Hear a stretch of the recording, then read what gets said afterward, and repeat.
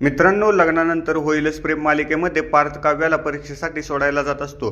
त्यावेळेस एका महिलेला वाचवण्यासाठी पार्थ आणि काव्या गुंडांना अद्दल घडवतात. एक गुंड काव्याच्या मानेवर सुरा धरतो. शिताफीने काव्या पार्थकडून हेल्मेट घेते आणि ते हेल्मेट गुंडाच्या डोक्यावर मारते. त्यामुळे तो बेशुद्ध होतो. गुंडाला शुद्ध येईपर्यंत पार्थ आणि काव्या त्याच्या जवळ बसलेले असतात.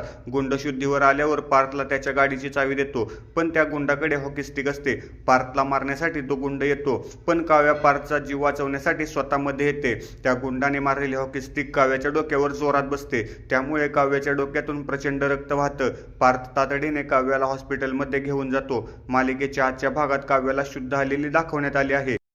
मात्र ती पार्थला तुम्ही कोण असं विचारते. अशातच आता मालिकेचा एक प्रोमो शेअर करण्यात आला आहे. हा प्रोमो पाहून नेटकरी खुश झाले आहेत. काव्याला शुद्ध येत नाही म्हणून पार्थचा जीव वर खाली होतो. तो देवाकडे प्रार्थनाही करतो. तिला शुद्ध आल्यावर पार्थ काव्याला म्हणतोय की काव्या, मी तुमच्या भूतकाळासकट स्वीकारलंय तुम्हाला. आता जिथे तुम्ही तिथे मी. त्यावर नंदिनी पार्थला विचारते, आता मग तुम्ही काव्यासोबत गेस्ट रूम मध्ये राहणार की काय?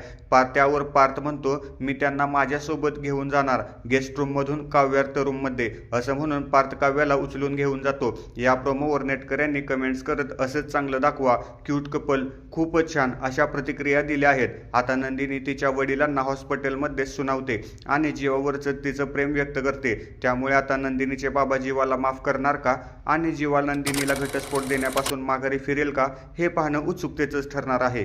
धन्यवाद.